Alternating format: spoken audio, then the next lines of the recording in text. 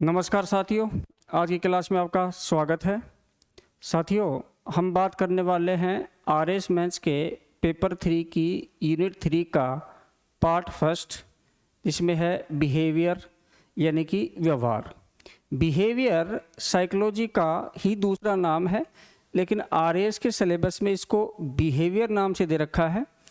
सबसे पहले हम ये समझेंगे कि जो आपकी केवल मेंस की सब्जेक्ट हैं, जो 7, इसमें sociology, management, accounting auditing, behaviour, law, ethics और पबेड, इनका कैसे क्या वेटेज है, तो आपको ये भी समझ में आएगा कि बिहेवियर की कितनी इम्पोर्टेंस है।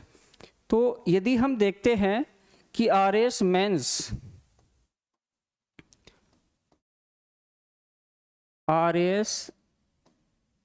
मेंस यानी कि जो आपका नया अपडेटेड सिलेबस आया है, उसके अकॉर्डिंग हम बात करते हैं, तो आरएस मेंस में आपके ऐसे सब्जेक्ट जो जीके के सब्जेक्ट नहीं हैं, उनकी हम बात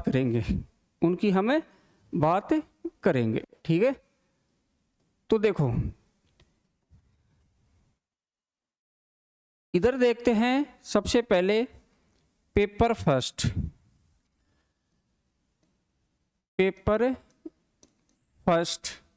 इधर देखते हैं पेपर सेकंड, और तीसरा देखते हैं हम पेपर थर्ड। अब पेपर फर्स्ट में है साथियों आपकी एक यूनिट 3, और इस यूनिट 3 में आपके 3 पार्ट दे रखे हैं। पार्ट फर्स्ट या पार्ट ए भी कह सकते हैं इसको, पार्ट बी और आपका पार्ट सी। पार्ट ए में आपके है सोशियोलॉजी, और पार्ट बी में है आपका मैनेजमेंट, और पार्ट सी में है अकाउंटिंग एंड ऑडिटिंग। इस पार्ट 3 यानी यूनिट 3 है टोटल, इसमें आएंगे आपके क्वेश्चन टोटल कितने, 14 क्वेश्चन, और ये जो आपका है टोटल ये है 70 नंबर का। देखो, आप इस चीज़ को थोड़ा सा आसानी से समझ लेना, ये यूनिट 3 है, 70 नंबर की 14 क्वेश्चन आएंगे, और इसमें ओनली आपके 5 मार्कर क्वेश्चंस होंगे, 5 मार्कर क्वेश्चन होंगे। प्रत्येक पर्सन है वो 5 नंबर का होगा, तो 14 पंजू 70। अब आरपीएससी ने जो स्कीम बताई है उसमें ये क्लैरिफाई नहीं किया है कि किस सब्जेक्ट के कितने कितने आएंगे, लेकिन जहाँ तक मेरी सोच है और मेरी बुद्धि है, उस हिसाब से मैं आपको बताता हूँ कि यहाँ आप देखोगे सोशियोलॉजी के 5 क्वेश्चन आने की संभावना है, मैनेजमेंट के भी 5 क्वेश्चन आने की संभावना है, और अकाउंटिंग ऑडिटिंग के 4 क्वेश्चन आएंगे। तो कुल मिला के अपन ऐसे कह सकते हैं कि ये आपके 25 नंबर की, ये भी आपके 25 नंबर की, और ये आपके 20 नंबर की। तो 25 और 25 50 और 20 70। तो आपका पेपर फर्स्ट का यूनिट 3 है, वो आप समझ गए होंगे। अब पेपर थर्ड में 2 ऐसी यूनिट है जो आपके काम की हैं, एक तो यूनिट सेकंड और एक है साथियों यूनिट थर्ड। यूनिट सेकंड में आपके है पब एड, और यूनिट थर्ड में आपके हैं 2 सब्जेक्ट। ये 2 सब्जेक्ट कौन कौन से हैं? पार्ट फर्स्ट में आपके है बिहेवियर, क्या है? बिहेवियर। और पार्ट सेकंड में आपके है लॉ, क्या है? लॉ। अब यूनिट थर्ड है प्यारे साथियों, ये आपकी है टोटल 55 नंबर की। कितने की है? 55 मार्क्स हैं, और टोटल आएंगे आपके 11 क्वेश्चन। 55 नंबर की है, 11 क्वेश्चन हैं। तो 11 में से कितने कितने आएंगे, तो यहाँ ध्यान रखना बिहेवियर के 5 आएंगे और लॉ के 6 आएंगे। बिहेवियर के जो 5 है ये अभी आरपीसी ने नहीं बताया है, ये जहाँ तक मेरी समझ है और एक्सपीरियंस है उसके हिसाब से मैं आपको बता रहा हूँ। आरपीएससी ने कहीं भी मेंशन नहीं किया है अभी। बिहेवियर के 5 है तो 5 नंबर के ही आएगा प्रत्येक क्वेश्चन, तो ऐसे मिला के आपको 50 शब्दों में लिखना है, तो ये 25 नंबर का हो गया और लॉ के 6 क्वेश्चन आएंगे, ये 30 नंबर का हो गया। तो आप समझ गए होंगे, ठीक है। अब पब एड जो है, पब एड है, इस पब एड में आपके क्वेश्चन आएंगे 6 क्वेश्चन तो आएंगे आपके 5 नंबर के और 3 क्वेश्चन आएंगे आपके 10 नंबर के। तो 30 नंबर ये, 30 नंबर ये, तो 30 + 30 आपके 60 नंबर की है पब एड। समझ गए हो। अब बात करते हैं पेपर 2 और पेपर 2 की यूनिट फर्स्ट, और यूनिट फर्स्ट में आपके है एडमिनिस्ट्रेटिव एथिक्स। क्या है? Administrative ethics. और ये एडमिनिस्ट्रेटिव एथिक्स है साथियों, यहाँ आपको आएगी 65 नंबर की। अब 65 नंबर की कैसे आएगी? 7 क्वेश्चन आएंगे 5 नंबर के और आपके 3 क्वेश्चन आएंगे 10 नंबर के। तो टोटल क्वेश्चन तो कितने आएंगे? 10 क्वेश्चन। और यहाँ टोटल क्वेश्चन कितने थे? 9 क्वेश्चन। कितने थे? 9। यहाँ 10 क्वेश्चन हैं, वहाँ 9 है। तो ऐसे आप देखोगे तो 35 नंबर ये हो जाते हैं और 30 नंबर ये हो जाते हैं, तो कुल मिला के 65 नंबर का आपका एथिक्स है। तो आपके ये छोटे बड़े 7 सब्जेक्ट हैं जिनका यदि हम मोटा मोटा देखते हैं तो भैया 70 नंबर की पेपर फर्स्ट का यूनिट 3 है। फिर देखते हैं हम 65 नंबर का एथिक्स है, फिर देखते हैं 60 नंबर का पब एड है, और फिर देखते हैं 55 नंबर का आपके पेपर थर्ड की यूनिट 3 है। तो ये टोटल मिला के कितने होते हैं वो देखते हैं भैया। 60 और 55 120 और 60 कितने हो गए? 180। 180 और 70 कुल मिला के आपके 250 अंकों का, 250 अंकों के ये क्या है? 7 सब्जेक्ट हैं। क्या है? 7 सब्जेक्ट हैं आपके 250 अंकों की। तो कुल मिला के ये जो 250 अंक हैं ये एक बहुत बड़ा वेटेज रख रहे हैं। यदि आप ऐसे देखो कि 2023 में मेंस की कट ऑफ 262 है और 2024 में मेंस की कट ऑफ 208 है। तो इस हिसाब से यदि इन सब्जेक्ट्स को देखो आप दोनों कट ऑफ के, जैसे इससे तो मान लो आप 12 नंबर कम है, लेकिन 24 वाली कट ऑफ से ज़्यादा है 250 नंबर। अब मैं ये नहीं कह रहा हूँ कि आपके 250 में से 250 आएंगे, मैं सिर्फ इतना कह रहा हूँ कि कम मेहनत में ज़्यादा अचीव कर सकते हैं। अब आप कहोगे सर इन सब्जेक्ट्स में नंबर तो नहीं आते हैं। बेटा नंबर आते हैं, लेकिन क्वेश्चंस ऑफ डिमांड समझते हुए यदि आप एक अच्छा संदर्भित आंसर लिखते हैं तो नंबर आते हैं। अब बात कर लेते हैं अब किसकी? बिहेवियर की। तो देखो बिहेवियर की बात करते हैं हम। सबसे पहले आप समझो कि आपका पेपर 3 है, उसकी यूनिट 3 है, उसका पार्ट ए है बिहेवियर और पार्ट बी में है लॉ। तो नए सिलेबस में आपके कुल मिला के ये 5 टॉपिक दे रखे हैं।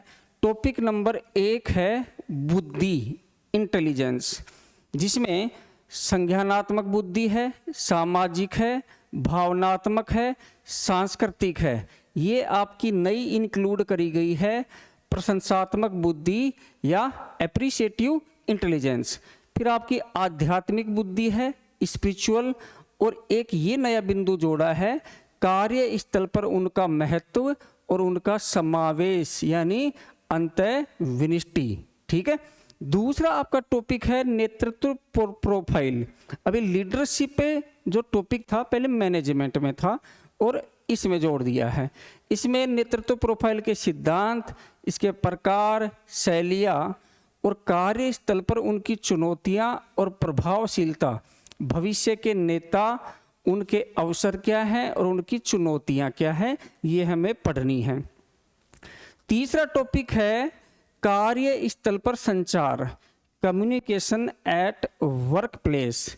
अब कार्यस्थल पर संचार में इसके मॉडल पढ़ेंगे, नेटवर्क पढ़ेंगे, उसकी प्रभावशीलता पढ़ेंगे, संचार में क्या क्या बाधाएं आती हैं वो पढ़ेंगे, इसमें क्या क्या विकृतियां हैं वो पढ़ेंगे, इलेक्ट्रॉनिक तथा विनाशकारी संचार इसके बारे में पढ़ेंगे। फिर हम साइबर स्लैकिंग पढ़ेंगे, साइबर लोफिंग पढ़ेंगे और मूड लाइटिंग पढ़ेंगे। ये सारे के सारे बिंदु हम इस टॉपिक के अंतर्गत स्टडी करेंगे।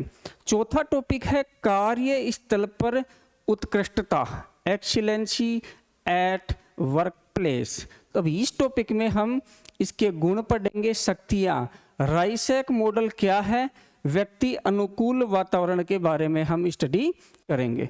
पांचवा है आपका कार्यस्थल पर बर्नआउट, तनाव और उससे निपटान, कि आप काम कर रहे हो और आपका काम करने का मन नहीं कर रहा है, मतलब उबाऊपन हो गया, उसको कहते हैं बर्नआउट होना। व्यवसायिक तनाव क्या है, स्रोत क्या है, उससे निपटने की शैलियाँ क्या हैं, व्यक्तित्व और तनाव, कार्यस्थल पर लैंगिक मुद्दे। ये 5 टॉपिक हैं जिनके ये वाले बिंदु हैं, ये सारे के सारे आपके बिहेवियर में जोड़े गए हैं। कुल मिला के आपके मैंने बता दिया कि 5 क्वेश्चन आएंगे और कितने नंबर का है, 25 मार्क्स का आपके बिहेवियर है। तो अब हम पहला टॉपिक देखते हैं, बुद्धि, इंटेलिजेंस। एक एक करके हम सारे टॉपिक्स पढ़ेंगे। मैं आपको बढ़िया से बढ़िया पढ़ाने की कोशिश करूंगा ताकि क्लास के अलावा आपको कहीं भी भटकने की आवश्यकता नहीं पड़े। इससे बाहर कोई भी कंटेंट नहीं है जो आपके एग्जाम में आएगा। कोई किताब पढ़ने की आवश्यकता नहीं है, कोई नोट्स पढ़ने की आवश्यकता नहीं है। जो पढ़ाया जाए उसको समझिए, समझने के साथ साथ कॉन्सेप्ट को माइंड में बैठाइए और रिकॉल करने के लिए अपनी शॉर्ट ट्रिक्स, निमोनिक्स वगैरह बनाइए। तो एक एक करके शुरू करते हैं। सबसे पहले देखते हैं इंटेलिजेंस। देखो जो पहला टॉपिक है इंटेलिजेंस, हमारी अप्रोच ये रहेगी कि जैसे जैसे हम जो भी टॉपिक पढ़ेंगे उन टॉपिक से संबंधित, देखो कुछ टॉपिक तो नए जोड़े गए हैं तो, लेकिन इंटेलिजेंस है ये 2016 से जुड़ा हुआ है। तो इस टॉपिक में अब तक कौन कौन से क्वेश्चंस आए हैं, किस टाइप के आए हैं वो देखते हैं। सबसे पहले 2016 में सामाजिक बुद्धि क्या है, व्हाट इज सोशल इंटेलिजेंस, ये क्वेश्चन आया। फिर 2016 में एक स्पेशल एग्जाम करवाया गया था, उसमें पूछा गया है इमोशनल इंटेलिजेंस क्या है, यानी व्हाट इज इमोशनल इंटेलिजेंस। इसके कई नाम आते हैं, भावनात्मक बुद्धिमत्ता, संवेगात्मक बुद्धिमत्ता, सावैंगिक बुद्धिमत्ता, कई नाम आपको मिल जाएंगे। 2018 में यही प्रश्न रिपीट हुआ, सावैंगिक बुद्धि क्या है। दूसरा प्रश्न आया, गार्डनर के बहुबुद्धि के सिद्धांत को स्पष्ट कीजिए। 21 में वही सावैंगिक बुद्धि का क्या तात्पर्य है और बुद्धि को परिभाषित की दी। एक तो बुद्धि पूछ ली और एक सावैंगिक बुद्धि। फिर 2023 में भारतीय परंपरा में बुद्धि के पक्ष यानी पहलू के रूप में पहचानी गई क्षमताओं के प्रकार कौन कौन से हैं ये बताइए। दूसरा, डेविड वेस्लर द्वारा प्रतिपादित बुद्धि को परिभाषित कीजिए। 24 में आया, सांस्कृतिक बुद्धिमत्ता भावनात्मक बुद्धिमत्ता से किस प्रकार भिन्न होती है। तो अब तक के आपके इंटेलिजेंस वाले टॉपिक में पूछे गए प्रश्न हैं 2016 से 2024 तक। ठीक है, अब हम डिटेल में आगे डिस्कस करते हैं। सबसे पहले देखते हैं हम बुद्धि। इस टॉपिक में हम क्या क्या पढ़ेंगे भाई। इस टॉपिक में हम पढ़ेंगे एक तो बुद्धि का अर्थ, परिचय, परिभाषा, फिर पढ़ेंगे इसके सिद्धांत या प्रकार, सिद्धांत और प्रकार, और फिर पढ़ेंगे हम जो स्पेसिफिक नाम दिए गए हैं, स्पेसिफिक जो आपको नाम दिए गए हैं विशिष्ट प्रकार। विशिष्ट प्रकार में आपके कौन कौन से हैं? तो हमने अभी बात करी थी आपकी, एक तो कॉग्निटिव इंटेलिजेंस है, फिर आपकी एक है सोशल इंटेलिजेंस है, फिर आपकी कल्चरल इंटेलिजेंस है, फिर आपकी एक एप्रिशिएटिव इंटेलिजेंस है, फिर स्पिरिचुअल इंटेलिजेंस है, फिर इमोशनल इंटेलिजेंस है। तो जितनी भी आपकी दे रखी है इन सब के बारे में हम डिस्कस करेंगे। सबसे पहले देखते हैं बुद्धि का शाब्दिक अर्थ क्या है। देखो, बुद्धि जो शब्द है ये लैटिन भाषा का एक शब्द है इंटेलिजर, यानी कि आप समझिए कि जो इंटेलिजेंस शब्द है, इंटेलिजेंस जो शब्द है इसका शाब्दिक अर्थ क्या है ये देखिए। इंटेलिजेंस शब्द लैटिन भाषा के इंटेलिजर शब्द से बना है। इस इंटेलिजर शब्द का अर्थ क्या है? इंटर शब्द का मतलब है बहुत में से, बहुत में से, और लेजर शब्द का अर्थ है चयन करना। तो बहुत में से चयन करना, आप के सामने 10 चीज रखी हुई है, आप उनमें से एक अच्छी से अच्छी चीज चयन करते हो, ये बात डिपेंड करती है आपकी इंटेलिजेंसी के ऊपर। तो बहुत में से चयन करना ही इंटेलिजेंसी है। ठीक है, ओके। अब इसका परिचय देखिए एक सामान्य रूप से, कि बुद्धि मनुष्य की वह विवेकपूर्ण क्षमता है। पहले तो ये ध्यान रखना, बुद्धि क्या है? मनुष्य की विवेकपूर्ण क्षमता है। एक तो ये ध्यान रखना, जिसमें सीखने, उद्देश्यपूर्ण ढंग से काम करने, तर्कपूर्ण ढंग से सोचने, अमूर्त चिंतन करने, अपने परिवेश को समझने, उचित अनुचित का निर्धारण करने तथा जीवन की चुनौतियों का सामना करने के लिए उपलब्ध संसाधनों का प्रभावी ढंग से उपयोग करना ही बुद्धि कहलाती है। अब आप कहोगे सर ये कहाँ उपयोग होगा? ये होगा यहाँ। ये जो प्रश्न आया था ना, बुद्धि को परिभाषित कीजिए, तो बुद्धि की एक सामान्य परिभाषा है ये बुद्धि की सामान्य परिभाषा है, जिसमें हमने क्या क्या चीज बात करी कि बुद्धि क्या है? एक विवेकपूर्ण क्षमता है। क्या है? विवेकपूर्ण क्षमता है। विवेकपूर्ण क्षमता है। क्या क्या चीज करने के लिए क्षमता है भैया? इसमें ये है आपको, एक तो सीखने यानी लर्निंग करने की क्षमता है। दूसरा उद्देश्यपूर्ण ढंग से काम करने यानी पर्पजफुल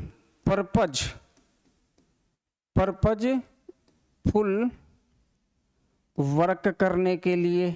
ठीक है। तीसरा है आपका तर्कपूर्ण ढंग से सोचने, यानी कि लॉजिकल थिंकिंग की बात करी गई है। किसकी? लॉजिकल थिंकिंग की बात करी गई है। फिर है अमूर्त चिंतन। अमूर्त चिंतन का मतलब होता है एब्स्ट्रैक्ट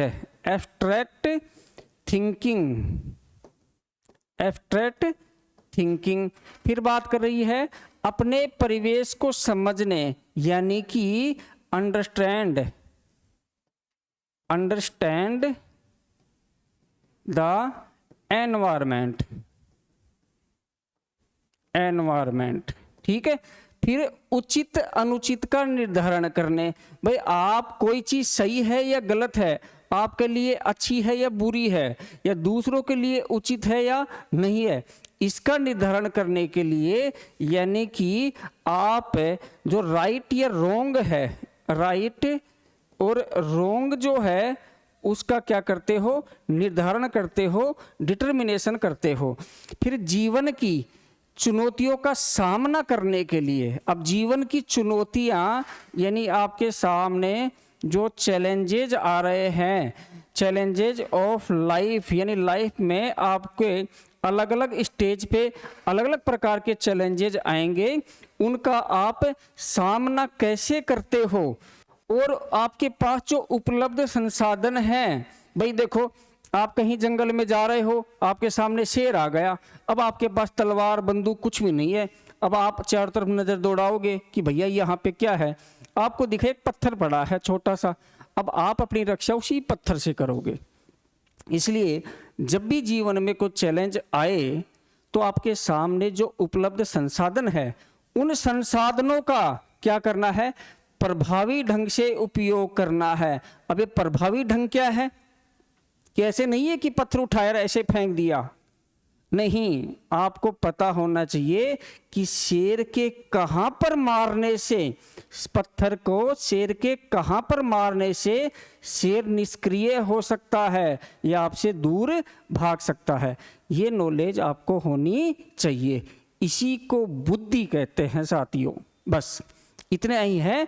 तो अब आपको बुद्धि की परिभाषा रटने की आवश्यकता नहीं है, आप 3-4 शब्द याद रखिए। लर्निंग है, पर्पजफुल वर्क है, लॉजिकल थिंकिंग है, एब्स्ट्रैक्ट थिंकिंग है, अंडरस्टैंड द एनवायरनमेंट है, फिर राइट रॉन्ग आपको पता होना चाहिए, आप डिटरमाइन कर सको कि what is right what is wrong. फिर आपको चैलेंजेस ऑफ लाइफ, जो जीवन में आपके चुनौतियां आ रही हैं और चुनौतियों के लिए आपके पास जो अवेलेबल रिसोर्सेस हैं उनका इफेक्टिवली आप यूज कैसे करोगे, यही इंटेलिजेंस है। क्लियर है। अब आप आरएस की तैयारी कर रहे हो, अब ये नहीं है कि हर बच्चे के पास बराबर संसाधन हो, तो आपके पास जो भी संसाधन उपलब्ध हैं, एक आरएस बनने के लिए मिनिमम संसाधन क्या चाहिए, आप ग्रेजुएट होने चाहिए, आपकी एज है वो 21 साल होनी चाहिए, आपके पास बेसिक बुक्स होनी चाहिए, पेन होना चाहिए, कॉपी होनी चाहिए, रजिस्टर होना चाहिए और आपके पास बुद्धि होना चाहिए। बस इसके अलावा कोचिंग कर रहे हैं या नहीं कर रहे हैं कोई फर्क नहीं पड़ता है, बिना कोचिंग वाले भी आरएएस बनते हैं। टेबल कुर्सी पे बैठ के पढ़ रहे हैं या नहीं पढ़ रहे हैं कोई फर्क नहीं पड़ता है, नीचे बैठ के पढ़ने वाले भी आरएएस बनते हैं। एसी है या नहीं है कोई फर्क नहीं पड़ता है, हमारा जो शरीर है वो चीज़ों की आदतें डाल लेता है। तो मिनिमम जो रिसोर्स है वो आपके पास उपलब्ध हैं, यदि आप उनका सदुपयोग करके और आप जीवन के चैलेंजेज हैं, चुनौतियां हैं, उनसे पार पा लेते हो तो समझ जाना आप बुद्धिमान हो। अब वो तो थी एक जनरल परिभाषा, सामान्य परिभाषा। अब हम बात कर लेते हैं कि भैया अलग अलग विद्वानों ने क्या कहा है बुद्धि के बारे में। सबसे पहले ऑक्सफोर्ड डिक्शनरी के बारे में बात करते हैं कि यदि आप ऑक्सफोर्ड डिक्शनरी में बुद्धि की परिभाषा सर्च करेंगे तो आपको 3-4 शब्द मिलेंगे बुद्धि के बारे में, कि जो बुद्धि है प्रत्यक्षण करने यानी परसीविंग, सीखने यानी लर्निंग, समझने यानी अंडरस्टैंडिंग और जानने यानी नोविंग की योग्यता ही बुद्धि है, की योग्यता ही बुद्धि है। ये लिखा हुआ है ऑक्सफोर्ड डिक्शनरी में। अब इसको याद कैसे करें भैया, अकॉर्डिंग टू ऑक्सफोर्ड आपको एक छोटा सा कीवर्ड चाहिए, PLUK, प्लूक, प्लूक, परसीविंग, लर्निंग, अंडरस्टैंडिंग, नोविंग। ये 4 शब्द याद रखो जब भी आप शॉर्ट नोट्स बनाओ। ऐसे निमोनिक्स जो हैं वो आपको लिखने हैं और आप याद रखो ऑक्सफोर्ड इजिकल टू या एरो लगा के प्लूक, बस बात खत्म। बाकी चीजें आपके दिमाग में रहनी चाहिए। अल्फ्रेड बिने क्या कह रहे हैं, अल्फ्रेड बिने कह रहे हैं कि जो बुद्धि है वो अच्छा निर्णय लेने, अच्छा बोध करने और अच्छा तर्क प्रस्तुत करने की योग्यता है। ये कौन कह रहे हैं, अल्फ्रेड बिने कह रहे हैं। अब देखो भाई, अच्छा निर्णय, अच्छा निर्णय मतलब मैंने भी बताया ना आपको कि जब भी आपके लाइफ में चैलेंजेस आए, जब भी आपको चूज करना पड़े 2 या 2 से अधिक चीजों में, तो अच्छा आपके पास डिसीजन मेकिंग पावर होनी चाहिए, डिसीजन मेकिंग स्किल होनी चाहिए। ठीक है, तो डिसीजन मेकिंग है प्लस अच्छा बोध करने यानी परसेप्शन और अच्छा तर्क करने यानी लॉजिकल एबिलिटी। ये 3 चीज आपके पास हो यानी DPL आपके पास हो। तो ध्यान रखना, आपसे पूछे कि भैया अल्फ्रेड बिने के अनुसार बुद्धि की परिभाषा क्या है, तो बस एक शब्द ध्यान रखना, डीपीएल। ये है भैया, डिसीजन मेकिंग, परसेप्शन और लॉजिकल एबिलिटी। यानी अल्फ्रेड बिने के अनुसार decision making, perception, logical ability ही बुद्धि है। बात खत्म, बस इतना ही है। ठीक है, नेक्स्ट देखते हैं हम किसके अनुसार, वो देखते हैं गार्डनर और स्टर्नबर्ग के अनुसार। ये दोनों महोदय मिलकर क्या कह रहे हैं कि बुद्धिमान व्यक्ति न केवल अपने पर्यावरण से अनुकूलन करता है बल्कि उसमें सक्रियता से परिवर्तन और परिमार्जन भी करता है। तो जो ऐसा करता है वही बुद्धिमान है। यानी कि आप देखो, अभी गर्मियाँ चल रही हैं, अभी सर्दियाँ शुरू होंगी, तो शुरू में हमें थोड़ा सा अजीब लगेगा, यार ये कैसे दिन आ गए। फिर धीरे धीरे हम गर्म कपड़े पहनने लग जाते हैं, गर्म पानी से नहाने लग जाते हैं, फिर क्या होगा, हमें उसकी आदत पड़ जाएगी। तो मतलब आप पर्यावरण में समायोजित हो चुके हो, और जैसे आपको अच्छा लगे उस हिसाब से आप उसमें परिवर्तन कर सकते हो। गर्मी लग रही है, एसी लगा दिए, अब अंदर कमरे का वातावरण आपने चेंज कर दिया। बारिश नहीं हो रही है, आपने पेड़ लगाए, धीरे धीरे आसपास के एरिया में हरियाली हो गई, वो बादलों को अट्रैक्ट कर रहे हैं, बारिश को अट्रैक्ट कर रहे हैं, फिर बारिश होने लग गई। तो आप अपनी बुद्धि के हिसाब से चीज़ों को कर रहे हो। अब यहाँ एक शब्द आया था अल्फ्रेड बिने के अनुसार कि अच्छा बोध करना। अब ये बोध शब्द क्या है, परसेप्शन क्या है, ये थोड़ा सा मैं डिटेल में बताता हूँ आपको। देखो भाई, बोध करना क्या है, किसी घटना, स्थिति, कार्य, विचार को ऊपर ऊपर से न जानकर उसको गहराई से जानना, उसके संदर्भ तक पहुंचना और उसका वास्तविक कारण क्या है ये जानना ही बोध करना है। आपने सुना होगा कि भाई महात्मा बुद्ध, महावीर, स्वामी, इनको ज्ञान प्राप्त हुआ। तो साथियों, मैं पूछना चाहता हूं कि ज्ञान में क्या प्राप्त हुआ? History, polity, geography, economy, math, reasoning, Hindi, English, science, technology, क्या प्राप्त हुआ? उनको प्राप्त हुआ बोध। बोध का मतलब क्या है कि उनका विवेक करने की जो क्षमता है वो जागृत हो गई। वो सही गलत, शुभ अशुभ, उचित अनुचित, उसमें विभेद करने लग गए। अब इसका मतलब क्या है, एक दो एग्जाम्पल देता हूं। देखो, मैं आपको बुद्धि पढ़ा रहा हूं, और बुद्धि का मतलब ये है कि आपकी बुद्धि भी जागृत हो। ये चीज तो याद रखनी है, साथ के साथ बुद्धि भी जागृत होनी चाहिए। महात्मा बुद्ध को ज्ञान प्राप्त होने के बाद, उनका विवेक जागृत होने के बाद, वो किसी गांव में उपदेश दे रहे थे। उनकी एक मौसी थी, जैसे भाई पहले के राजा महाराजा थे, उनके पिता भी महाराजा थे, जिनकी कई रानियां होती थी, और उनकी माँ की जो बहनें हैं वो भी चाचा ताऊ को ही ब्याह जाती थी। तो उनकी मौसी भगी भगी आई कि सिद्धार्थ, पहले इनका नाम सिद्धार्थ था, कि सिद्धार्थ तुम्हारा भाई है, उसकी डेथ हो गई है, यानी उसकी मौसी के लड़के की डेथ हो गई थी। तो तुम तो भगवान हो, तुम्हें तो लोग पूजते हैं, तो तुम उसको जिंदा कर दो। तो सिद्धार्थ महाराज ने कहा कि मौसी मैं कर दूंगा, कोई दिक्कत नहीं है, आप सिर्फ एक काम करो, किसी ऐसे घर से जाके भिक्षा लेके आओ जहां आज तक कोई नहीं मरा।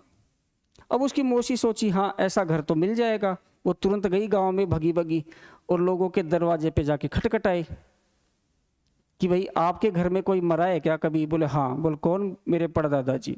फिर दूसरे घर में गई, मेरे दादाजी। तीसरे में गई, मेरी दादी। चौथे में गई, पिताजी, माँ, ये वो। ऐसा एक भी घर नहीं मिला जहां आज तक कोई मरा नहीं। यदि आप भी ऐसा कोई घर जानते हो आपके गांव में, शहर में, आपके आस पड़ोस में, जहां आज तक कोई डेथ नहीं हुई हो, तो मेरे को बताना। ऐसे कोई परिवार नहीं है जिसमें उसके पूर्वजों की डेथ नहीं हुई हो। तो जब वो थक हार के वापस आई, बोले सिद्धार्थ मेरे को तो ऐसा कोई घर नहीं मिला। तो बोले मौसी तू ही क्यों नहीं आई है? समझ रहे बात? क्या तुम ही क्या नहीं आई हो इस धरती पे? जन्म मरण शाश्वत है, यही विवेक है। जब आप इन चीजों को समझ जाते हो, तो आप बुद्धिमान हो जाते हो। दूसरी घटना ऐसी है, एक बार किसी एक गांव में महात्मा बुद्ध है, वो ऐसे ही प्रवचन दे रहे थे। गांव में चौपाल होता है, वहां बैठे थे, गांव के लोग सामने बैठे थे। जैसे ही शाम हुई तो गांव के लोग कहने लगे कि महाराज हमारे घर रुकिए, महाराज हमारे घर रुकिए। सामने ही एक वेश्या का घर था, वो बोली कि महाराज हमारे घर भी रुकिए। तो महाराज बोले चलो ठीक है, आपके घर रुकते हैं, पास की पास में है। तो गांव वालों ने बोला कि महाराज आप गलत कर रहे हो। बोलो कैसे? बोलो वो वेश्या का घर है। बोलो वेश्या क्या होती है? बोलो उसके घर पराये मर्द जाते हैं तो बोलो उसकी इज्जत नहीं है। अच्छा कौन से मर्द जाते हैं? बोलो गांव के ही। अच्छा कौन से? शादीशुदा या कुंवारे? बोले शादीशुदा भी जाते हैं। अच्छा तो उनकी इज्जत है? मतलब जिस महिला के घर में पराये मर्द जाते हैं उस महिला की इज्जत नहीं है, लेकिन जो पराये मर्द शादीशुदा बीवी बच्चे वाले होने के बाद भी किसी और महिला के घर जाते हैं उनकी इज्जत है।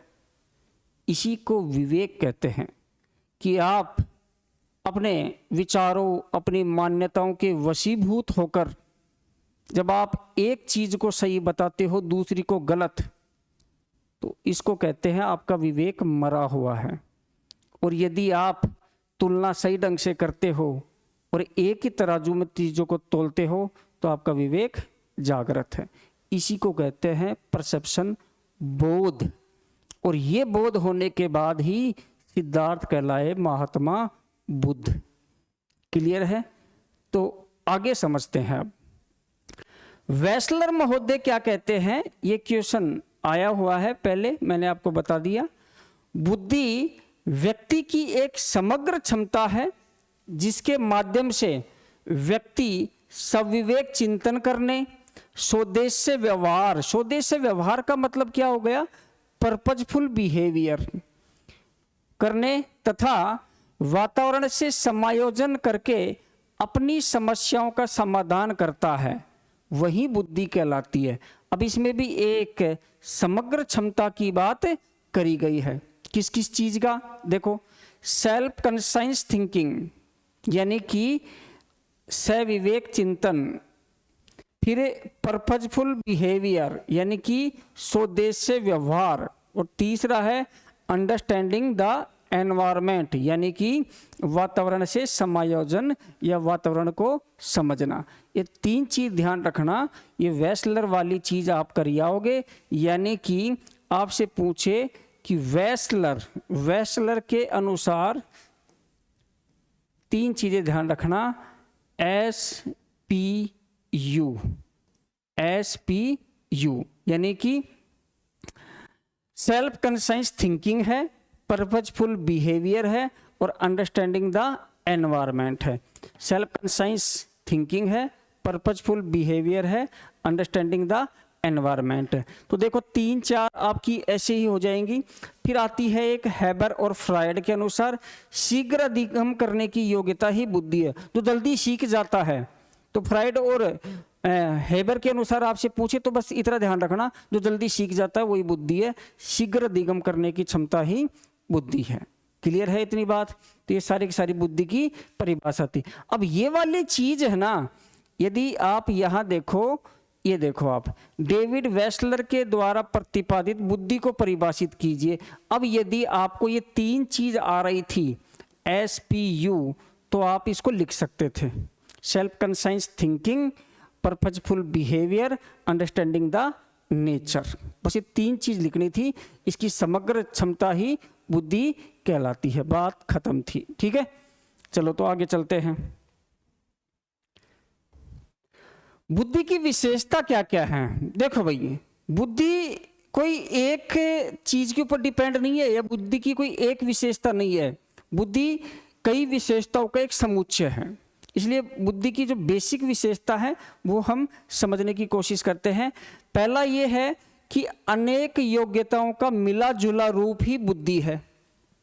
कई लोग ऐसे होते हैं कि भाई चीजों को पढ़ के रटने में या याद करने में बहुत माहिर हैं, लेकिन बाकी चीजों में वो बिल्कुल जीरो हैं, तो वो बुद्धिमान नहीं कहलाएंगे फिर। ठीक है ना। आगे देखते हैं, इसमें व्यक्ति की सूझबूझ भी शामिल है। तीसरी विशेषता है, इसमें समायोजन की योग्यता होती है कि जैसा देश वैसा भेष। ऐसे नहीं है कि आप किसी चीज को पसंद करते हैं कि भैया मेरे को तो यही चाहिए, मैं तो हर जगह बिस्लरी का पानी पीता हूं, ऐसा नहीं है कि मैं तो गद्देदार बिस्तर पे ही सोऊंगा। ठीक है, ऐसा नहीं है। फिर चौथा है, बुद्धि में अधिगम की योग्यता निहित है कि इंसान लाइफ टाइम क्या बना रहता है, लर्नर बना रहता है, वो सीखता रहता है चीजों को। ठीक है। फिर पांचवा है कि बुद्धि की सहायता से व्यक्ति अमूर्त तथा विवेकपूर्ण चिंतन करने में समर्थ होता है। और छठा है, प्रत्यक्ष परक योग्यता की वजह से व्यक्ति अनुभवों का लाभ उठाने में सक्षम हो पाता है। तो ये कुल मिला के आपके 6 प्रकार की विशेषताएं हैं जो बुद्धि से संबंधित हैं। एक एक करके अपन दोबारा देख लेते हैं। सबसे पहला यदि हम देखते हैं तो वो क्या आएगा, वो आएगा आपका अनेक योग्यताओं का मिला जुला रूप। अनेक योग्यताओं का मिला जुला रूप। ठीक है। दूसरा है सूझबूझ भी शामिल है। तीसरा है समायोजन की योग्यता है। और चौथा है अधिगम। और पांचवा है कि मूर्त और विवेकपूर्ण चिंतन की बात करी गई है। और छठा है अनुभव। यानी कुल मिला के आप एक एक शब्द यदि लिखते हो तो आपको क्या लिखना है वो देख लीजिए। सबसे पहले है अनेक योग्यता। क्या क्या है? अनेक योग्यताओं का समूह, योग्यताओं का समुच्चय।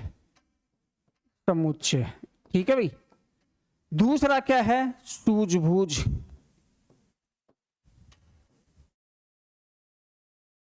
सूझबूझ। तीसरा क्या है भाई? समायोजन कर सको आप वातावरण में, समायोजन। चौथा क्या है? अधिगम, कि आप लाइफ टाइम क्या बने रहते हो, लर्नर बने रहते हो, सीख सकते हो। और छठा क्या है? छठा है भैया आप चिंतन कर सक रहे हो, चिंतन। पांचवा और छठा क्या है? आपके एक्सपीरियंस भी बुद्धि में जुड़ते जाते हैं, अनुभव भी आपके बुद्धि में जुड़ते जाते हैं। तो ये सारी चीज यदि आपके याद हैं, एक एक योग्यताओं का समुच्चय है, सूझबूझ है, समायोजन है, अधिगम है, चिंतन है, अनुभव है, ये बुद्धि की 6 विशेषता है। यदि आपको ये याद है तो 5 नंबर पक्के हैं आपके। ठीक है। अब देखो सिलेबस में तो सीधा सीधा दे रखा है, सिलेबस में तो सीधा सीधा दे रखा है आपके कि भैया बुद्धि, आगे ये नाम दे रखा। इसका मतलब ये नहीं है कि आप सीधा बुद्धि वाला टॉपिक खोले सीधा संज्ञानात्मक बुद्धि पे पहुंच गए। नहीं नहीं नहीं, ऐसा मत करना। ऐसा करोगे तो आप मात खा जाओगे। अब कह रहे हैं ना कि सर पहले जैसे 24 तक 20 नंबर का था बुद्धि, 20 का बिहेवियर, 20 का स्पोर्ट्स एंड योगा था, 20 का था आपकी सोशियोलॉजी, 20 का मैनेजमेंट और 20 का अकाउंटिंग ऑडिटिंग। और बच्चे कर रहे थे सर नंबर कम आ रहे हैं, 4-5 आ रहे हैं, क्यों आ रहे हैं? उसका कारण यही है कि आप सिर्फ वहाँ जा रहे हो जो टॉपिक सिलेबस में लिखा हुआ है। मैं मानता हूँ पूछा वही जाता है, वो ठीक है, लेकिन जब तक आप चीज़ों को चारों तरफ से नहीं समझोगे, आपने कमरे के अंदर की दीवारें देखी हैं, आपने बाहर का वातावरण भी देखना है, समझ रहे हो? तभी आप उन चीज़ों को और बेटर तरीके से अंडरस्टैंड कर पाओगे और बेटर तरीके से आप प्रेजेंट कर पाओगे। इसलिए चीज़ों को सिस्टमेटिक तरीके से समझिए। तो उसी सिस्टमेटिक तरीके से समझने के लिए मैं आपको डिटेल में चीज़ें समझा रहा हूँ ताकि आपको एक एक चीज़ समझ में आ जाए। बात करते हैं बुद्धि के सिद्धांतों की, प्रिंसिपल्स की, थ्योरीज की। तो बुद्धि के सिद्धांत 2 कैटेगरी में या संवर्ग में शामिल हैं। पहला है मनोमितिक उपागम, जिसको संरचनात्मक उपागम भी कहते हैं, इसको साइकोमेट्रिक अप्रोच भी कहते हैं। दूसरा सूचना प्रक्रमण उपागम है, इंफॉर्मेशन प्रोसेसिंग अप्रोच कहते हैं। इसमें बुद्धि को अनेक प्रकार की योग्यताओं का समुच्चय माना गया है। ठीक है। और इसमें बौद्धिक तर्कना का मतलब होता है लॉजिक, यानी लॉजिक करने की क्षमता, समस्या समाधान में व्यक्तियों द्वारा उपयोग की जाने वाली प्रक्रियाओं का वर्णन किया गया। देखो अब प्रक्रिया क्या है, इसलिए मैं कई बार कहता हूं कि भाई चीज़ों में आप कोई भी घटना घटे या लोकल लेवल पे, नेशनल या इंटरनेशनल लेवल पे कोई भी घटना घटे तो उसके बारे में तुरंत ओपिनियन मत बनाया करो, तुरंत ओपिनियन नहीं बनाना चाहिए। आपको क्या करना चाहिए, सबसे पहले मान लो कोई भी इंसिडेंट हुआ, इस इंसिडेंट के बाद आपको करना क्या है, प्रोसेस क्या है। देखो इसमें प्रक्रियाओं की बात करी गई है, इसमें बात करी गई है प्रोसेस की बात करी गई है, तो वो प्रोसेस मैं आपको बता रहा हूं। जैसे ही कोई इंसिडेंट हुआ सबसे पहले आप इंफॉर्मेशन कलेक्ट कीजिए, इंफॉर्मेशन आपको कलेक्ट करनी है। इंफॉर्मेशन कलेक्ट करने के बाद आपको क्या करना है, इंफॉर्मेशन को एनालाइज करना है कि आप देखो कि हाँ यार ये न्यूज़ चैनल ये कह रहे हैं, न्यूज़पेपर ये कह रहे हैं, लोग ये कह रहे हैं। आप एनालाइज करना है, इंफॉर्मेशन को आपस में जोड़ के तोड़ के आपको समझना है। एनालाइज करके आपको थोड़े सी चीज़ों को और ज़्यादा ऑब्जर्व करना है। आप और ज़्यादा इंफॉर्मेशन लेने की कोशिश करो, ऑब्जर्व करो, 2-4 दिन रुको कि उसके बाद क्या आता है, ठीक है ना। ओके, ऑब्जर्व करने के बाद आपको क्या करना है, आप अपने थॉट्स बनाइए और थॉट्स बना के अंतिम रूप से आप अपना ओपिनियन दीजिए। थॉट्स में ओपिनियन में थोड़ा अंतर है। थॉट्स वो होता है कि आप क्या मानते हो, आपके दिमाग में क्या है। ओपिनियन का मतलब वो होता है कि उस पर्टिकुलर एक घटना, इंसिडेंट के बारे में आपकी क्या राय है। दोनों में अंतर है थोड़ा सा। जो दिमाग के अंतर है वो आपके थॉट हैं, और जो आप लोगों को बता रहे हो या समाज को बता रहे हो वो आपकी राय है, ओपिनियन है, ठीक है। तो इसी को कहते हैं प्रक्रिया। तो आपने कौन सी प्रक्रिया फॉलो करी, वो आ जाता है सूचना प्रक्रमण उपागम। यानी कि मैं वही तो बता रहा हूँ भाई, सूचना लो सबसे पहले, फिर आप एक प्रोसेस फॉलो करो, उस प्रोसेस के तहत ही आप क्या करोगे, अपनी ओपिनियन दे पाओगे, ठीक है। तो ये दो तो हैं संवर्ग या कैटेगरी, जिसमें मनोमितिक उपागम है और सूचना प्रक्रमण उपागम है। अब हम बात कर लेते हैं उन सिद्धांतों की भी, बुद्धि के सिद्धांत कौन कौन से हैं, ठीक है, किस किस ने क्या क्या कहा। देखो बुद्धि के जो सिद्धांत है, थ्योरीज ऑफ इंटेलिजेंस, कि मानव मस्तिष्क कैसे सीखता है, कैसे तर्क करता है और समस्याओं को कैसे हल करता है, ये बताते हैं ये सिद्धांत। तो सब ने अलग अलग बात कही है, कुछ की बात कॉमन है, कुछ थोड़ा बहुत डिफरेंस है, ठीक है। देखो सबसे पहले आते हैं अल्फ्रेड बिने। अल्फ्रेड बिने ने एक सिद्धांत दिया है, एक कारक सिद्धांत, जिसको वन फैक्टर थ्योरी कहते हैं। दूसरा है चार्ल्स स्पीयरमैन, इन्होंने टू फैक्टर थ्योरी दी है। तीसरा है जेपी गिलफोर्ड, इन्होंने 3 फैक्टर थ्योरी दी है। और चौथा है थॉर्नडाइक। थॉर्नडाइक क्या करे हैं, बहुकारक सिद्धांत, मल्टी फैक्टर थ्योरी दी है। तो 4 तो ये क्रम से ध्यान रख लेना आप, 1 फैक्टर, 2 फैक्टर, 3 फैक्टर और मल्टी फैक्टर, ठीक है। अब इसके बाद आ जाता है 5वां गार्डनर का, और गार्डनर क्या कह रहे हैं, बहुबुद्धि, या ये ध्यान रखना ये मल्टी फैक्टर है और ये है थ्योरी ऑफ मल्टीपल इंटेलिजेंस। यहाँ दोनों ध्यान रखना, ये कह रहे हैं कि बुद्धि के ऊपर कई फैक्टर काम करते हैं, ये कह रहे हैं एक से ज्यादा बुद्धियों की बात कर रहे हैं, ठीक है। छठा है रॉबर्ट स्टर्नबर्ग, ये क्या कह रहे हैं, त्रिआर्किक या त्रिचापीय सिद्धांत, यानी try archaic theory of intelligence की बात कर रहे हैं, ठीक है, कि भाई जो बुद्धि होती है 3 चाप की होती है। फिर 7वीं है लुई थर्स्टन, इन्होंने प्राथमिक मानसिक योग्यताओं का सिद्धांत दिया, theory of primary mental abilities. और 8वां है आर्थर जेनसन, इन्होंने क्या कहा, पदानुक्रमिक मॉडल, हायरार्कियल मॉडल इन्होंने दिया है। और 9वां है कैटल हॉर्न, ठीक है, रेमंड कैटल और जॉन हॉर्न इनके स्टूडेंट थे। इन्होंने तरल और ठोस बुद्धि का सिद्धांत दिया है, fluid and crystallize intelligence theory. तो ये 9 प्रकार की थ्योरी है, ये हम देखने वाले हैं ताकि चीजें आपको आराम आराम से समझ में आ जाए, ठीक है। 1 मिनट आप थोड़ा रुकना।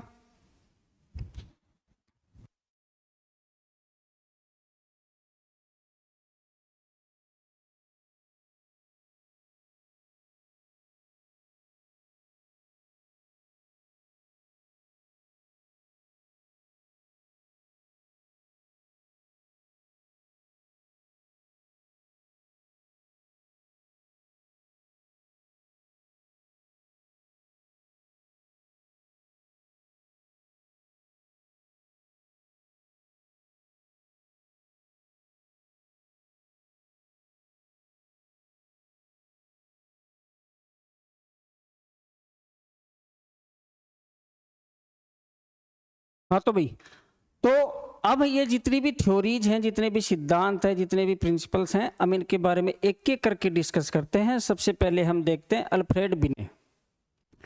अल्फ्रेड बिने जो है, इन्होंने एक कारक सिद्धांत या वन फैक्टर थ्योरी दी है। ये क्या कह रहे हैं, इसी थ्योरी को अविभाज्य इकाई सिद्धांत भी कहते हैं, अनडिवाइडेड यूनिट थ्योरी, और निरंकुशवादी सिद्धांत भी कहते हैं। ये दो नाम ध्यान रखना। अब मैं ये क्यों बता रहा हूँ, यदि आपसे पूछ ले कि बुद्धि का निरंकुशवादी सिद्धांत के बारे में बताइए या बुद्धि का अविभाज्य इकाई सिद्धांत बताइए, तो आपको यही लिखना है, ठीक है। अब ये क्या कह रहे हैं कि बुद्धि है वो योग्यताओं का एक समुच्चय है जिसका उपयोग व्यक्ति के पर्यावरण में स्थित किसी एक अथवा समस्त समस्याओं का समाधान करने में किया जा सकता है। देखो भाई, पहली बात तो क्या कही कि भैया योग्यताओं का एक समुच्चय है, और जिसका उपयोग क्या करेगा कि जो व्यक्ति है, व्यक्ति के आसपास पर्यावरण में जो समस्याएं हैं, एक हो या एक से अधिक हो। भाई मैं मेरे आसपास की समस्या तो सोल्व करूंगा, मैं कोई रूस यूक्रेन का युद्ध थोड़ी रुकवाऊंगा, ठीक है ना। तो मेरे आसपास की जो समस्या है उनकी हम क्या करते हैं, समाधान किया जा सकता है। बुद्धि एक अखंड और अविभाज्य इकाई है, इसे अलग अलग भागों में नहीं बांटा जा सकते। बुद्धि एक ही है, कोई ऐसे नहीं कह सकते कि भाई इसमें ये वाली इंटेलिजेंस ज़्यादा है, इसमें ये है, इसमें ये है, नहीं, बुद्धि एक ही है। बुद्धिमान व्यक्ति हर क्षेत्र में क्या होता है, अच्छा कार्य करता है। इनके अनुसार बुद्धि एक ऐसी सामान्य मानसिक शक्ति है जो व्यक्ति की सभी मानसिक गतिविधियों को नियंत्रित करती है। यदि किसी व्यक्ति की बुद्धि, यहाँ ध्यान रखना जनरल फैक्टर की बात कर रहा है, सामान्य कारक की बात कर रहा है, तेज है, तो वह जीवन के हर क्षेत्र जैसे गणित, कला, विज्ञान में निपुण होगा। अब ये भाई साहब क्या कह रहे हैं कि जो बुद्धि है, ये बुद्धि क्या है, एक समुच्चय है। ये क्या है, समुच्चय है। किसका, योग्यताओं का। किसका समुच्चय है, योग्यताओं का। इतना समझ गए। अब ये क्या कह रहे हैं कि यदि कोई व्यक्ति क्या है जिसकी सामान्य बुद्धि तेज है, मान लो कोई विद्यार्थी है, विद्यार्थी है और वो विद्यार्थी पढ़ने में अच्छा है, पढ़ने में अच्छा है, ध्यान से समझना मेरी इसको, पढ़ने में अच्छा है। उसने 12वीं के बाद आईआईटी का एग्जाम दिया, आईआईटी में उसने टॉप किया। टॉप करने के बाद उसने क्या किया, 4 साल तक आईआईटी में पढ़ाई करी, बीटेक करी। उसके बाद उसको एक एमएनसी में नौकरी मिल गई और एमएनसी में वो प्रमोशन लेते लेते लेते बहुत बड़े पद पे पहुंच गया और अब वो बहुत ज़्यादा फेमस है। क्या है, फेमस है। आप ये मान के चलिए कि जैसे मैं सुंदर पिचाई की बात कर रहा हूँ। अब सुंदर पिचाई पढ़ने में तेज था, लेकिन आज वो जिस भी फील्ड में है हर जगह ही वो अच्छा काम कर रहा है। यही कहते हैं अल्फ्रेड बिने जी, ठीक है, कि यदि व्यक्ति की सामान्य बुद्धि तेज है तो वह जीवन के हर क्षेत्र जैसे गणित, कला, विज्ञान में निपुण होगा। एक एग्जांपल देता हूं मैं आपको, लियोनार्डो दा विंची। अब बताओ, लियोनार्डो दा विंची या पहले के जो लोग थे वो किसमें एक से ज्यादा सब्जेक्ट में निपुण होते। वो अच्छे चित्रकार भी हैं, अच्छे मूर्तिकार भी हैं, अच्छे कलाकार भी हैं, अच्छे संगीतक भी हैं, पॉलिटिकल साइंस की भी अच्छी नॉलेज रखते हैं, वो दर्शन शास्त्र की भी अच्छी नॉलेज रखते हैं, वो साइकोलॉजी की भी अच्छी नॉलेज रखते हैं, अच्छे गणितज्ञ भी हैं, सब कुछ है वो। इसका मतलब क्या है कि उनकी सामान्य बुद्धि तेज है। समझ गए होंगे मैं क्या कहना चाह रहा हूँ। यही बात कह रहे हैं अल्फ्रेड बिने जी, बस याद हो गया होगा। आगे चलते हैं। चार्ल्स स्पीयरमैन का द्विकारक सिद्धांत या 2 फैक्टर थ्योरी। ये क्या कह रहे हैं कि भैया बुद्धि है वो एक कारक से नहीं होती, एक फैक्टर के कारण नहीं होती, 2 फैक्टर होते हैं। कौन कौन से? पहला सामान्य कारक, जनरल फैक्टर, इसको उन्होंने जी फैक्टर कहा। क्या कहा? General factor. इसको सा कारक भी कहते हैं। सा कारक का मतलब होता है सामान्य कारक, या इसको जी फैक्टर भी कहते हैं। तो इसमें कंफ्यूज मत हो जाना भाई, सा का मतलब क्या है, सा का मतलब सामान्य है, जी का मतलब जनरल है। इसको उन्होंने कहा वी कारक, वी कारक, वी कारक यानी कि स्पेसिफिक फैक्टर यानी एस फैक्टर, एस फैक्टर। तो देखो ये जन्मजात मानसिक ऊर्जा है जो हर व्यक्ति में होती है भाई, यह सभी प्रकार की मानसिक गतिविधियों और समस्याओं को सुलझाने के लिए आधार का काम करती है। जिस व्यक्ति में जी कारक जितना अधिक होता है वह उतना ही अधिक बुद्धिमान माना जाता है। अब यहाँ ध्यान रखना ये सभी लोगों में होती है, जिसमें जनरल फैक्टर ज्यादा है वो बुद्धिमान है। अब बात आती है स्पेसिफिक फैक्टर, विशिष्ट कारक क्या क्या है। यह वह योग्यता है जो किसी खास क्षेत्र जैसे संगीत, गणित, खेल या कला से संबंधित होती है। इसे प्रशिक्षण और अनुभव के माध्यम से सीखा या सुधारा जा सकता है। एक व्यक्ति में कई एस कारक हो सकते हैं, जैसे कोई व्यक्ति गणित में अच्छा हो सकता है, साथ ही संगीत में भी। यानी जो अल्फ्रेड बिने कह रहे थे वो ये वाली चीज कह रहे थे कि ये है और ये सारी चीजें हो जाती हैं। क्लियर है कि यदि ध्यान से समझना, ये तो सब में है, ये तो मानसिक ऊर्जा है, जन्मजात है, सब में है।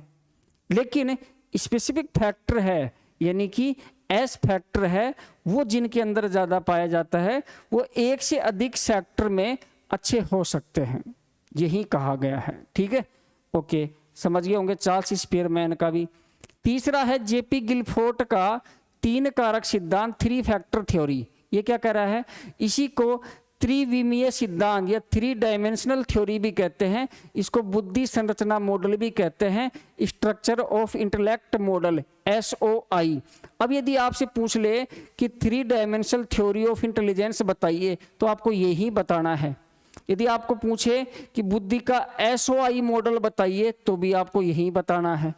तो यहाँ कंफ्यूज मत होना। मैंने कहा था ना कि क्लास में पढ़ने के बाद, मेरी क्लास पढ़ने के बाद आपको किसी भी बुक, नोट्स या अदर क्लास की आवश्यकता नहीं है।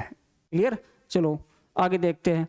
इन्होंने 3 कारक बताए हैं, एक तो ऑपरेशंस बताए हैं, संक्रियाएं, फिर उन्होंने कॉन्टेक्ट बताए हैं यानी विषय वस्तु, ठीक है, फिर बताई है कंटेंट बताया है विषय वस्तु, फिर बताया है उत्पाद यानी प्रोडक्ट। तो सबसे पहले ऑपरेशंस देखते हैं कि बुद्धि द्वारा की जाने वाली क्रियाएं। अब बुद्धि द्वारा क्या क्या करते हैं हम कॉग्निटिव ऑपरेशंस करते हैं, यानी हम संज्ञानात्मक बुद्धि का उपयोग करते हैं, चीज़ों को सीखते हैं, फिर स्मृति मेमोरी में बनाए रखते हैं। अभिसारी चिंतन यानी कन्वर्जेंट थिंकिंग, यानी एक सही उत्तर ढूंढना कि भाई आपको ABCD दे रखी है, अब एक सही उत्तर ढूंढो आप, इसको बोलते हैं कन्वर्जेंट थिंकिंग। ठीक है, आपके प्रीलिम्स में काम आएगी। अपसारी चिंतन, डाइवर्जेंट थिंकिंग, रचनात्मक विचार, ये आपके मेंस में काम आएंगे कि आपको एक लाइन दे रखी है। अब बताओ, आप सोच रहे हो हाँ यार ये है, एक बिंदु ये है, एक बिंदु ये है, एक बिंदु ये है, एक, तो इसको बोलते हैं divergent thinking, analytical thinking. Convergent thinking होती है सिंथेटिकल, कि आपकी पूरी जो नॉलेज बिखरी हुई है 4 ऑप्शन पे आ जाओ, बात खत्म। ठीक है ना। फिर मूल्यांकन, इवोल्यूशन, ये सारी की सारी है ऑपरेशंस हैं, हम बुद्धि के द्वारा ये सारी चीजें करते हैं। ठीक है, फिर बात आती है विषय वस्तु की। कंटेंट क्या है, कंटेंट क्या है, देखो भाई, इसका संबंध उस सामग्री या सूचना के स्वरूप से होता है जिस पर व्यक्ति को मानसिक प्रक्रियाएं करनी है। जैसे अब मैं आपको कहूं कि भाई आप अपनी मेमोरी लगाइए और इस प्रश्न का आंसर बताइए जिसके ऑप्शन है ABCD। अब ये तो क्या हो गया, ये आपकी कौन सी, अभिसारी चिंतन। ठीक है, और अब ये अभिसारी चिंतन कहाँ से आएगा कि भैया आपने ये चीज कहीं देखी है, सुनी है, सिंबॉलिक है, जो भी है, उस मानसिक प्रक्रिया जो है, जो आप करना चाह रहे हो, उसकी सूचना या सामग्री आपको कहाँ से मिली थी, कैसी मिली थी, ये है। ठीक है, कंटेंट। फिर इसमें दृश्य या आकृतिक आता है, विजुअल या फिगुरल। फिर श्रवणात्मक है, ऑडिटरी। प्रतीकात्मक है, सिंबॉलिक। अर्थविषयक है, सिमेंटिक। और व्यवहारात्मक है, बिहेवियरल। ये सारी की सारी क्या है, ये सामग्री या सूचना का स्वरूप है। ठीक है, तीसरा है प्रोडक्ट, कि इनका प्रोडक्ट क्या निकल कर आएगा। जब किसी विषय वस्तु पर संक्रिया की जाती है तो जो परिणाम निकल कर आता है उसे उत्पाद कहते हैं। जैसे कोई यूनिट्स हो, इकाइयाँ, वर्ग हो, क्लासेस, संबंध हो, रिलेशन, व्यवस्था हो, सिस्टम्स, रूपांतरण हो, ट्रांसफॉर्मेशन, और निहितार्थ हो, इम्प्लीकेशंस। ये सारे के सारे क्या हैं? प्रोडक्ट हैं।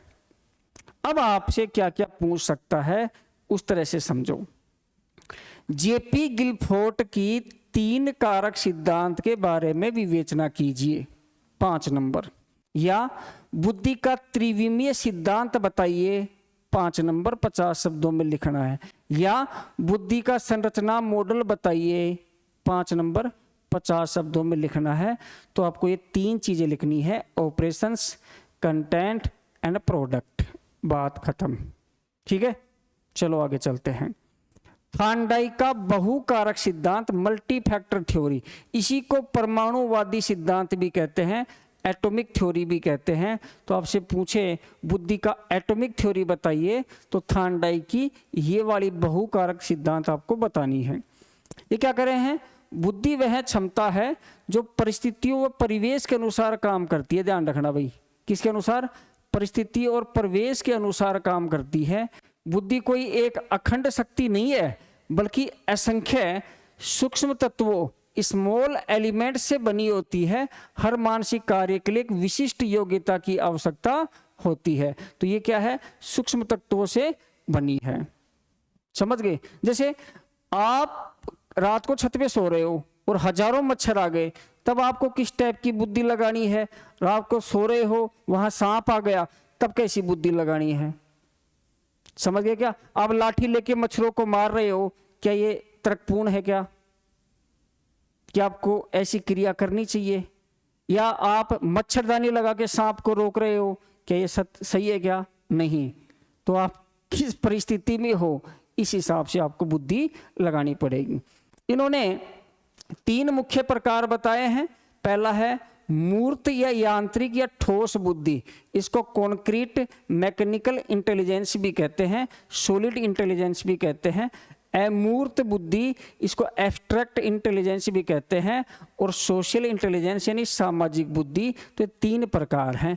ये वाली जो मूर्त या यांत्रिक ठोस बुद्धि है, यह मशीनों, औजारों, भौतिक वस्तुओं को समझने और उनके अनुसार काम करने की क्षमता है। एक जो इंजीनियर होता है, मैकेनिक होता है, कारीगर, वैज्ञानिक में ये बुद्धि अधिक पाई जाती है। जैसे एक ड्राइवर है मान लो। अब ड्राइवर क्या है भैया? वो गाड़ी के फंक्शंस जानता है। एक मैकेनिक है, आप मैकेनिक के पास 4 व्हीलर लेके गए कि सर ये चल नहीं रही है, वो एक बार स्टार्ट करके देखेगा, आवाज से समझ जाएगा कहाँ दिक्कत है, आपको समझ में नहीं आएगी। समझ गए बात को? तो ये वाली बुद्धि है, ये मशीनों, औजारों और भौतिक वस्तुओं को समझने और उसके अनुसार या उनके साथ काम करने की क्षमता होती है, जो इन सब में पाई जाती है। ठीक है, इसको बोलते हैं ठोस यांत्रिक मूर्त बुद्धि। बात खत्म। अमूर्त बुद्धि यह है शब्दों, अंकों, प्रतीकों और संकेतों को समझने की क्षमता है। पढ़ने, लिखने, गणित हल करने और दार्शनिक सोच में इसका उपयोग होता है, जैसे वकील, डॉक्टर, लेखक, चित्रकार, दार्शनिक, साहित्यकार। ठीक है। अब देखो भाई, अब एक मैकेनिक है, एक कारीगर है। अब कारीगर को दार्शनिक विचारों से क्या मतलब है? उसको कोई मतलब नहीं है। इसको ये वाली बुद्धि चाहिए, इनको ये वाली बुद्धि चाहिए। ठीक है। इसमें शब्दों, अंकों, प्रतीकों और संकेतों को समझने की क्षमता होती है। सामाजिक बुद्धि यह समाज में दूसरों लोगों को समझने और उनके साथ प्रभावी ढंग से व्यवहार करने की क्षमता है। यह योग्यता व्यक्ति को समाज में सामंजस्य स्थापित करने में सहायता करती है। एक नेता या एक विक्रेता, सेल्समैन, आपने एक शोरूम कर रखा है, सारे दिन आपके पास कस्टमर आ रहे हैं, अलग अलग टाइप के कस्टमर आएंगे, तो उनको डील कैसे करें? तो इसलिए आपको सोशल इंटेलिजेंस की आवश्यकता होती है। नेता जो हो रहा है, उसे डेली हजारों लोग मिलते हैं, अलग अलग जगह पे जाके वो भाषण वगैरह देता रहता है, लोगों को संबोधित करता रहता है, तो उसको भी सोशल इंटेलिजेंस की आवश्यकता पड़ती है, ताकि वो बातें बोल सके जो लोगों को अच्छी लगे। ठीक है। फिर सामाजिक कार्यकर्ता में भी यह प्रबल होती है। तो जो एक नेता है, विक्रेता है, सामाजिक कार्यकर्ता है, इसमें सोशल इंटेलिजेंस है वो आवश्यक रूप से चाहिए। इसके साथ साथ इनमें इमोशनल इंटेलिजेंस भी चाहिए, ठीक है, कि लोगों को भावनाओं को समझ के और खुद की भावनाओं पर नियंत्रण करते हुए उनके साथ व्यवहार कर सके, उसको बोलते हैं इमोशनल इंटेलिजेंस। आगे देखते हैं भैया, थॉर्नडाइक ने किसी व्यक्ति की बौद्धिक क्षमता को मापने के लिए 4 पैमाने बताए हैं, ये भी इंपॉर्टेंट है। पहला है स्तर यानी लेवल, दूसरा है सीमा या विस्तार, उसकी बाउंड्री या रेंज, तीसरा है एरिया, चौथा है स्पीड। यानी स्तर लेवल क्या कर रहा है, ये कार्य करने की कठिनाई को दर्शाता है, व्यक्ति कितनी कठिन समस्याओं को हल कर सकता है ये उसका बौद्धिक स्तर तय करता है। जैसे आप समझो, आपको एक गणित का सवाल दे दिया गया दूसरी क्लास का कि 2 की घात 5, अब आप ये कर दोगे कि यार मैं कर दूंगा, आ गया। अब आपको ऐसे दे दिया जाए 8 9 6 की घात 7 4 3 2 1, अब करो। अब ये सोल्व करने वाले का अलग लेवल है, ये सोल्व करने वाले का अलग लेवल है, तो ये बात कर रहा है लेवल की, एक चीज समझ गए। दूसरा सीमा या विस्तार, इसका मतलब है कि यह एक कठिनाई स्तर पर व्यक्ति कितने प्रकार के अलग अलग कार्य कर सकता है, कि भैया तुमने इस लेवल के इस प्रश्न को तो कर दिया, लेकिन इसी लेवल का आपको कोई एक अलग प्रश्नावली का प्रश्न दे दिया जाए, या इसी लेवल की, जैसे मान लीजिए एमएससी लेवल का है ये मैथ का प्रश्न, अब एमएससी लेवल की आपको कोई एक इक्वेशन दे दी जाए फिजिक्स की या केमिस्ट्री की, तो आप उसको कर पाओगे? तो ये देखा जाता है आपकी रेंज में, आपके सीमा में, आपकी बुद्धि के विस्तार में, ठीक है। फिर क्षेत्र एरिया, यह स्तर और सीमा का गुणनफल है, यह व्यक्ति की कुल बौद्धिक क्षमता के दायरे को बताता है। अब ये इसका मतलब ये है, क्षेत्र का मतलब कि भैया मैं तो साइंस के क्षेत्र में ही ठीक हूं, मुझे आप ये ह्यूमैनिटी वाले सब्जेक्ट हैं, ह्यूमैनिटी वाले सब्जेक्ट हैं यानी history, polity, geography, philosophy, sociology, इसके बारे में कुछ मत पूछो। साइंस में तो आप चाहे मेरे से 0 से 100 तक कुछ भी पूछ लो, मैथ में सब कुछ बता दूंगा, सोशियोलॉजी में कुछ नहीं आता मेरे को। तो ये बताता है आपका एरिया, स्पेसिफिक एरिया, ठीक है, ओके। फिर एक आता है गति, स्पीड, व्यक्ति किसी समस्या को कितनी तेजी से हल करता है। थॉर्नडाइक का मानना है कि बुद्धि और गति का गहरा संबंध है। अब भैया आपको ये प्रश्न दे दिया, आप 2 घंटे तक सोच रहे हो, हाँ यार ऐसे आएगा, ऐसे आएगा, ऐसे आएगा, ये आपकी बुद्धि की स्पीड बताता है। तो ये 4 पैमाने हैं, क्या क्या है, दोबारा से ध्यान से समझना, लेवल है, आपकी रेंज है, तीसरा आपका एरिया है, चौथा आपका स्पीड है। तो ये 4 पैमाने जो हैं, 4 पैमाने जो हैं, इसको ध्यान रखना आप क्या क्या है। मैं दूसरा कलर लेता हूं आपके, ताकि आपको सही ढंग से विजुअल हो सके। 4 पैमाने क्या क्या है, आपका लेवल, फिर रेंज, फिर आपके बुद्धि का एरिया, और फिर स्पीड। क्या है, स्पीड, शॉर्ट फॉर्म बनाते हैं LRAS, LRAS, आगे पीछे कर सकते हो आप, LRAS आगे पीछे कर सकते हो, SARL बोल दो या RLAS बोल दो, आगे पीछे कर सकते हो। ये निमोनिक्स हैं ताकि आपको चीजें शॉर्ट में याद रहें। तो थॉर्नडाइक ने व्यक्ति की बौद्धिक क्षमता को मापने के 4 पैमाने बताए, कौन कौन से, ये 4 हैं। अब यदि आपको ये 4 नाम याद हैं तो आगे की चीज आप थोड़ा सोच के भी लिख सकते हो, लेकिन सबसे जरूरी ये है कि ये 4 नाम आपके याद रहें, बस बात खत्म। आगे देखते हैं, हार्वर्ड गार्डनर, बहुबुद्धि सिद्धांत, थ्योरी ऑफ मल्टीपल इंटेलिजेंस। ये भाई साहब क्या कह रहे हैं कि बुद्धि कोई एक सामान्य कारक नहीं है, ठीक है, जनरल फैक्टर नहीं है, IQ नहीं है, बल्कि ये कई प्रकार की स्वतंत्र बुद्धियों का समूह है, कि अलग अलग बुद्धियां हैं वो मिलकर एक बुद्धि बनाती हैं, ठीक है। हर व्यक्ति में अलग अलग प्रकार की योग्यताएं होती हैं। यह सिद्धांत यह मानता है कि बुद्धि स्थिर नहीं है, बल्कि अनुभव और पर्यावरण से विकसित होती रहती है, कि स्थिर नहीं है कि आज आपको जो आता है, आज मुझे म्यूजिक के बारे में ज़्यादा नॉलेज नहीं है, या ज़्यादा बुद्धि नहीं है, ज़्यादा समझ नहीं है, हो सकता है मैं कुछ दिन म्यूजिशियन के बीच में रहूं 2-4 महीने तो मैं बहुत कुछ समझने लग जाऊं, या मैं प्रैक्टिस करूं तो भी मैं समझने लग जाऊं। तो वो कह रहे हैं कि आपके जो पर्यावरण है, अनुभव है, उससे आपकी बुद्धि है वो विकसित होती रहती है, ठीक है। अब बुद्धि के इन्होंने 8 प्रकार बताए हैं बहुबुद्धि सिद्धांत में। एक है भाषाई, लिंग्विस्टिक। अब इसमें क्या कहा इन्होंने कि शब्दों और भाषा का कुशल प्रयोग भाषाई बुद्धि है, लिंग्विस्टिक इंटेलिजेंस। जैसे कवि जो होता है, शायर जो होता है, या वकील जो होता है, पत्रकार जो होता है, वो शब्दों और भाषा का बहुत कुशल तरीके से प्रयोग करता है, वो आम इंसान नहीं कर सकता। तो जिनमें ये वाली बुद्धि पाई जाती है, लिंग्विस्टिक इंटेलिजेंस, वो ये लोग होते हैं। पहली समझ गए। दूसरी इन्होंने बताई है तार्किक या गणितीय बुद्धि, जिसको लॉजिकल मैथमेटिकल इंटेलिजेंस भी कहते हैं, जो तर्क करने यानी रीजनिंग की बात कर रहे हैं, अंकों और समस्या समाधान, कोई प्रश्न है, कोई इक्वेशन है, उसको सोल्व करने में निपुणता हासिल कर ले, वो तार्किक और गणितीय बुद्धि का मालिक है, जैसे वैज्ञानिक हो या इंजीनियर हो।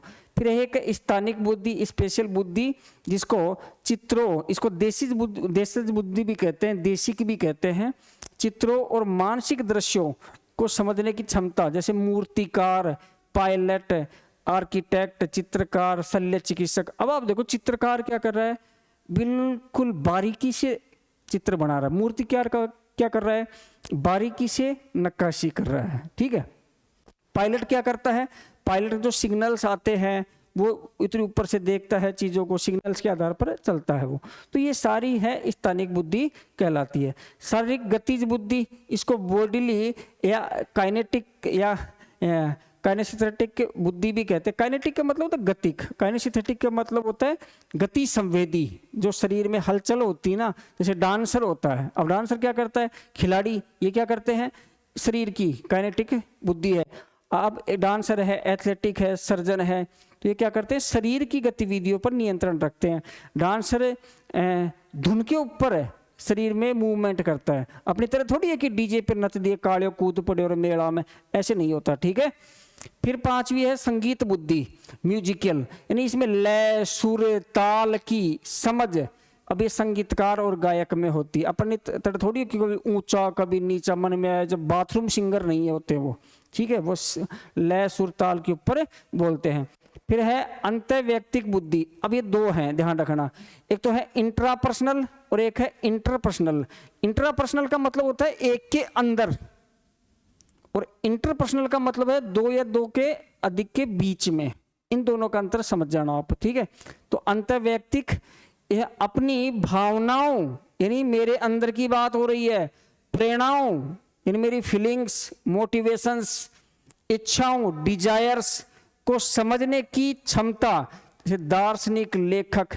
अब लेखक जो है वो बेचारे की कोई भी भावना हो, कोई भी इच्छा हो, कोई भी उसके विचार हो, लेकिन वो जो कहानी लिख रहा है, जिस विषय पे लिख रहा है, उसको वहीं रहना पड़ता है, ठीक है। फिर एक होती है अंतर्वैयक्तिक बुद्धि, यानी 2 या 2 से अधिक के बीच की बात हो रही है।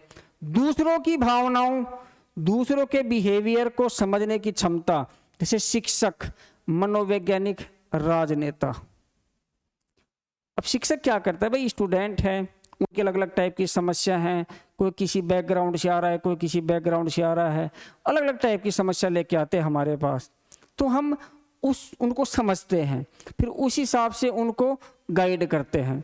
तो ये जो बुद्धि है ये पाई जाती है, इसको कहते हैं अंतर्वैयक्तिक बुद्धि, इंटरपर्सनल इंटेलिजेंस। 8वीं है प्रकृतिवादी बुद्धि, इसको नेचुरलिस्ट इंटेलिजेंस कहते हैं। ये प्रकृति के प्रति संवेदनशीलता प्रदर्शित करती है कि आप जीव जंतुओं, वनस्पति, प्रकृति यानी कि झरने, पहाड़, नदियाँ, झील, तालाब, जो भी प्रकृति की चीज़ें हैं, मिट्टी, हवा, सबके प्रति क्या हो, आप संवेदनशील हो। जैसे किसान होते हैं, पर्यावरणविद होते हैं, इनमें ये बुद्धि ज़्यादा पाई जाती है, सेंसिटिविटी ज़्यादा पाई जाती है, ठीक है। तो ये था हार्वर्ड गार्डनर का बहुबुद्धि सिद्धांत। अब है रॉबर्ट स्टर्नबर्ग का त्रिआर्किक त्रिचापीय सिद्धांत, ठीक है, यानी कि ट्राइआर्किक थ्योरी ऑफ इंटेलिजेंस। आर्क का मतलब होता है चाप, आर्क का मतलब क्या होता है, चाप। बुद्धि वह योग्यता है जिससे व्यक्ति अपने पर्यावरण से अनुकूलित होता है, स्वयं तथा अपने समाज एवं संस्कृति के उद्देश्यों की पूर्ति हेतु पर्यावरण के कुछ पक्षों का चयन करता है और उन्हें परिवर्तित करता है। किस किस के लिए? स्वयं, अपने समाज और संस्कृति के उद्देश्यों की पूर्ति के लिए, ठीक है। और ये अपने पर्यावरण से क्या होता है? अनुकूलित होता है, उसके साथ अनुकूलन बना लेता है, सामंजस्य बना लेता है। और इसके 3 प्रकार बताए हैं, घटकीय, अनुभविक, सांदर्भिक। घटकीय को विश्लेषणात्मक भी कहते हैं, अनुभविक को रचनात्मक भी कहते हैं, सांदर्भिक को व्यवहारिक भी कहते हैं, यानी कि कंपोनेंशियल या एनालिटिकल इंटेलिजेंस। अब इसमें देखते हैं, यह है समस्या समाधान, आलोचनात्मक सोच, सूचनाओं के विश्लेषण करने की क्षमता। इसे आमतौर पर पारंपरिक आईक्यू परीक्षणों द्वारा मापा जाता है। इसमें योजना बनाना, मूल्यांकन करना, सीखना आदि शामिल होते हैं। ऐसी बुद्धि को कंपोनेंशियल या एनालिटिकल इंटेलिजेंस कहते हैं, ठीक है। दूसरी है एक्सपीरियंशियल या क्रिएटिव इंटेलिजेंस, यानी अनुभविक, रचनात्मक। यह नए विचारों, आप नहीं कहते कि कितना क्रिएटिव आइडिया है, या ये व्यक्ति अपने अनुभव से ये चीज बता रहा है, ठीक है। नए विचारों को उत्पन्न करने, नवीन समस्याओं को सुलझाने और अनुभव का उपयोग करने की क्षमता है। यह रचनात्मकता और नए माहौल के साथ अनुकूलन, अडेप्टेबिलिटी से संबंधित है। तीसरी है सांदर्भिक या व्यवहारिक, कंटेक्चुअल या प्रैक्टिकल इंटेलिजेंस या बिहेवियरल इंटेलिजेंस भी कहते हैं इसको। यह दैनिक जीवन की व्यवहारिक समस्याओं को सुलझाने और बदलते परिवेश के साथ तालमेल बैठाने, यानी अडेप्टेशन। अडेप्टेशन का मतलब होता है तालमेल, सामंजस्य बैठाना, अनुकूलन करना। इसे अक्सर स्ट्रीट स्मार्ट कहा जाता है, जो व्यवहारिक स्थितियों में ज्ञान लागू करता है। स्ट्रीट स्मार्ट का मतलब क्या है कि आप चल रहे, स्ट्रीट का मतलब होता है सड़क, गली, रोड। अब आप चल रहे हो, अब अचानक से आपने देखा कि चारों तरफ से गाड़ी आ रही है, आप किधर जाओगे? तो वहां आप स्मार्टनेस दिखाते हो। जब लाइफ में हमें लगता है कि चारों तरफ से समस्याएं आ रही है, तो आपको एक साइड में जाना पड़ता है खुद को बचाने के लिए, तो उसको बोलते हैं स्ट्रीट स्मार्ट, ठीक है। तो ऐसे चीज किसमें कि किस संदर्भ में आप वो काम कर रहे हो, या आपका जो प्रैक्टिकल जो नॉलेज है उसकी बात इसमें की जाती है, ठीक है। तो रॉबर्ट स्टनबर्ग ने ये 3 प्रकार की बताई है। लुईस थर्स्टन ये क्या कर रहे हैं? प्राथमिक मानसिक योग्यताओं का सिद्धांत है, theory of primary mental ability. ये क्या कर रहे हैं? यह मानता है कि बुद्धि कोई एकल कारक या जी फैक्टर नहीं, बल्कि 7 स्वतंत्र मानसिक क्षमताओं का समूह है। एक व्यक्ति किसी एक क्षमता में निपुण हो सकता है, जबकि अन्य में औसत है। जो कारक विश्लेषक यानी फैक्टर एनालिसिस पर तकनीक पर आधारित है। तो ये 7 प्राथमिक मानसिक योग्यता बताई है। पहली है मौखिक समझ। अब आप देखोगे घूम फिर के वही चीज आ जाएंगी। मौखिक समझ यानी वर्बल कॉम्प्रिहेंसिव, इसको वी कहते हैं। तो एक तो हो गई अपनी वी, शब्दों, संप्रत्यों, विचारों के अर्थ समझने और पढ़ने की क्षमता। फिर है शब्द प्रवाह, वर्ड फ्लुएंसी। जैसे मैं बोल रहा हूँ लगातार, इसको बोलते हैं वर्ड फ्लुएंसी। कि आपके माइंड में विचार तो बहुत ज़्यादा है, थॉट तो बहुत ज़्यादा है, लेकिन आप उनको लगातार बता नहीं पाते हो। जैसे आपका इंटरव्यू होता है, वहाँ वर्ड फ्लुएंसी देखी जाती है, ठीक है ना। तेजी से शब्द उत्पन्न करने या सोचने की क्षमता, तो ये हो गई W2। फिर है संख्यात्मक क्षमता यानी नंबर, फैसिलिटी यानी N। अब एबिलिटी है, ये फैसिलिटी नहीं है, ध्यान रखना। नंबर, एबिलिटी वैसे लिख देना यार, एबिलिटी, ठीक है। फिर गणितीय गणनाएं तेजी और सटीकता से करने की क्षमता, यानी कि यहाँ इसका मतलब क्या है? N, VWN यानी विजुअल है, वर्ड फ्लुएंसी है और नंबर है। स्थानिक दृश्यता यानी स्पेशल विजुअलाइजेशन यानी S। आकृतियों को मानसिक रूप से घुमाने तथा कल्पना करने की क्षमता। अब आप वो देखो, हमने बात करी थी किसकी? चित्रकारों की। अब वो किसी का नाक ऐसा है तो उसने थोड़ा ऐसा कर दिया, तो अब ये किसमें है क्षमता? अपने में नहीं है, ये किसमें है? चित्रकारों में है, ठीक है। फिर आगमनात्मक तर्क यानी इंडक्टिव रीजनिंग की बात कर रहे हैं। इसको आई से प्रदर्शित करते हैं। दिए गए तथ्यों से सामान्य नियम खोजने या उदाहरणों से नियम बनाने की क्षमता। कि मानना कि सभी गधे कुत्ते हैं, कुछ कुत्ते शेर हैं और सभी शेर घोड़े हैं। अब इस तरह की चीजें, ठीक है। स्मृति यानी मेमोरी, ये M से प्रदर्शित है, एम से। जानकारी को याद रखने और याद करने की क्षमता है वो इसके अंतर्गत आती है। अवधारणात्मक गति यानी परसेप्चुअल स्पीड की बात करी जा रही है, इसको पी कहते हैं। तो ये सारे ध्यान रखना साथ के साथ, VWNSIMP, ठीक है। विस्तृत प्रत्यक्षीकरण, दृश्यों आंकड़ों में अंतर या समानता को तेजी से पहचानने की क्षमता अवधारणात्मक गति कहलाती है। तो लुईस थर्स्टन के अनुसार ये प्राइमरी मेंटल एबिलिटी की जो थ्योरी है उसमें ये 7 है। सातों के साथ तो आपको सिर्फ ये याद रखनी है, 1 2 3 4 5 6 7, ये याद है तो आगे तो आप लिख दोगे, कोई दिक्कत नहीं है। आगे देखते हैं ऑर्थर जेनसन की पदानुक्रमिक मॉडल, जिसको 2 स्तरीय सिद्धांत भी कहते हैं, हायरार्कियल मॉडल भी कहते हैं, इसको जेनसनवाद भी कहते हैं, क्योंकि जेनसन के ने दिया था, इसको जेनसनिज्म भी कहते हैं, ये भी ध्यान रखना आपको, ठीक है। इन्होंने कहा कि 2 प्रकार के लेवल बताए, एक साचर्यात्मक अधिगम यानी एसोसिएटिव लर्निंग, और एक संज्ञानात्मक क्षमता यानी कॉग्निटिव कॉम्पिटेंस। अब ये क्या कर रहे हैं, यह प्राथमिक स्तर की क्षमता है जिसमें सूचनाओं को याद रखने, रटने की क्षमता, रोट मेमोरी, रटने की क्षमता का मतलब होता है रोट मेमोरी, रट्टन विद्या, रट्टू तोते वो वाली शामिल होती है। इसमें इनपुट यानी जो आगत होता है और आउटपुट यानी जो निर्गत होता है वो लगभग समान होता है, यानी आपने जितना पढ़ा उतना ही बता पा रहे हो। यानी ये कह रहा है इसमें कि भैया जो इनपुट है बराबर किसके, आउटपुट के बराबर है। जितना आपने जितनी लाइन पढ़ी है, जितने शब्द पढ़े हैं उतना ही बता पा रहे हो। अर्थात सीखी गई जानकारी को उसी रूप में प्रस्तुत किया जाता है, जैसे गुणा तालिका याद करना, शब्दों को याद करना, अनुक्रमिक याददाश्त। जैसे आपने पढ़ा कि 2 गुणा 1 बराबर 2, 2 गुणा 2 बराबर 4, 2 गुणा 3 बराबर 6, 2 गुणा 4 बराबर 8। अब आपने ऐसे पढ़ा है तो ऐसे तो बताओगे, आप ऐसे थोड़ा बताओगे कि 2 गुणा 1 बराबर 8, ऐसे थोड़ी बताओगे। तो जो आपने पढ़ा है वही बताओगे। तो जितना आपका इनपुट है उतना ही आउटपुट है, इसमें एक्स्ट्रा आप कुछ भी नहीं कर सकते हो, ठीक है। अब है संज्ञानात्मक क्षमता, ये तो है साचर्यात्मक। अब यह उच्च स्तरीय मानसिक प्रक्रिया है जिसमें अमूर्त तर्क, एब्स्ट्रैक्ट रीजनिंग, समस्या समाधान, प्रॉब्लम सॉल्विंग और वैचारिक अधिगम शामिल है। इसमें इनपुट को संसाधित यानी प्रोसेस करके एक नया या बेहतर आउटपुट निकाला जाता है। एग्जाम्पल, समस्याओं का तार्किक समाधान, अवधारणाओं को समझना और जटिल निर्णय लेना।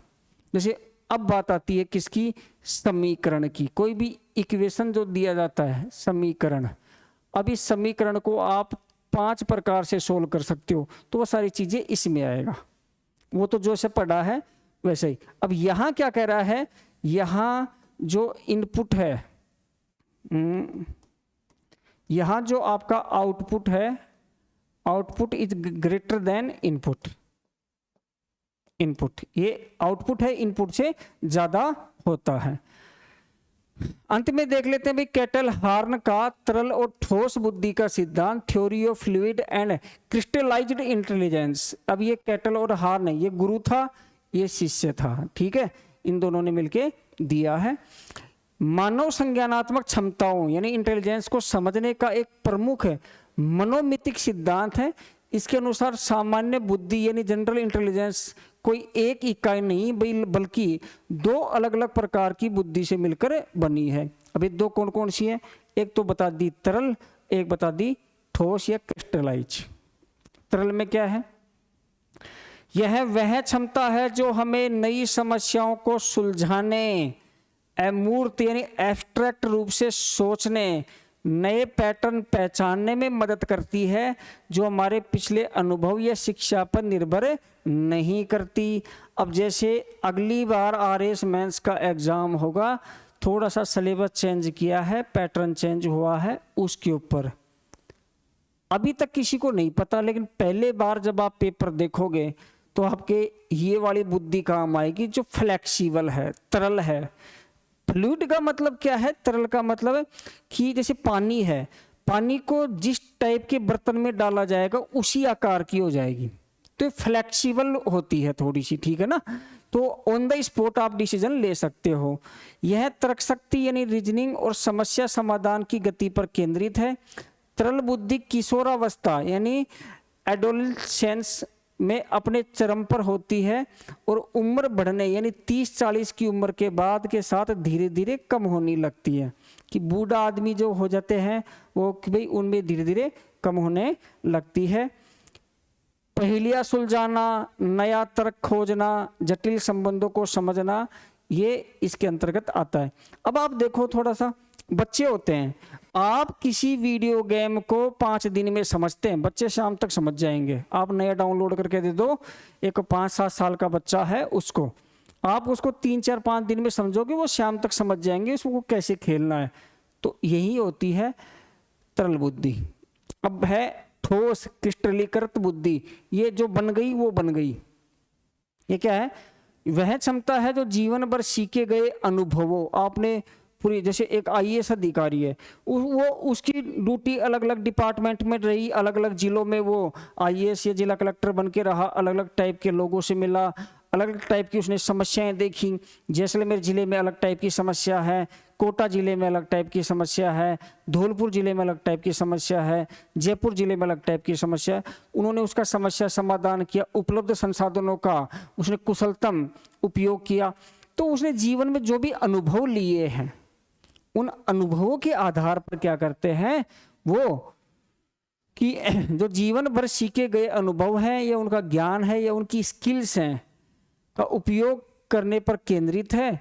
यह शैक्षिक अनुभव, सांस्कृतिक और संचित ज्ञान पर निर्भर करती है। ठोस बुद्धि उम्र के साथ बढ़ती रहती है और 60-70 की उम्र तक अपने चरम पर पहुंच जाती है। यानी जब आप रिटायर होने लगोगे, रिटायर हो चुके होगे, तब आपकी बुद्धि, जब आप आईएएस बन के रिटायर हो जाओगे, आप न्यूज़पेपर पढ़ रहे हो, आप पहले विदेश सचिव थे या कहीं राजदूत थे, आईएफएस अधिकारी थे, फिर अच्छा ऐसे हो रहा है, मैं होता तो ऐसे कर देता, ये चीजें हैं। ठीक है। शब्दावली यानी वोकेबलरी, सामान्य ज्ञान, गणितीय कौशल, पूर्व अनुभवों के आधार पर निर्णय लेना, वो सब के सब ठोस या क्रिस्टलीकृत बुद्धि के अंतर्गत आते हैं। तो प्यारे साथियों, हमने आपके जितने भी ये सिद्धांत थे बुद्धि के, वो सारे के सारे हमने देख लिए हैं, 9 के 9। अब नेक्स्ट जो हमारा लेक्चर होगा वो हमारा होगा किन के ऊपर, जो आपके सिलेबस में स्पेसिफिक मेंशन है, जो सिलेबस में स्पेसिफिक जो मेंशन है इनके ऊपर। कौन कौन सी हैं? संज्ञानात्मक बुद्धि, सामाजिक बुद्धि, भावनात्मक, सांस्कृतिक, प्रशंसात्मक, आध्यात्मिक, और इसके बाद हम पढ़ेंगे कार्यस्थल पर इनका क्या महत्व है और उनका समावेश। तो हो सकता है इंटेलिजेंस का जो टॉपिक है उसकी 3-4 क्लासें हो जाएं, क्योंकि मैं थोड़ा सा तरीके से पढ़ाने पे विश्वास करता हूं ताकि आपको और कहीं भटकना ना पड़े। तो मिलते हैं नेक्स्ट लेक्चर में। थैंक यू, धन्यवाद।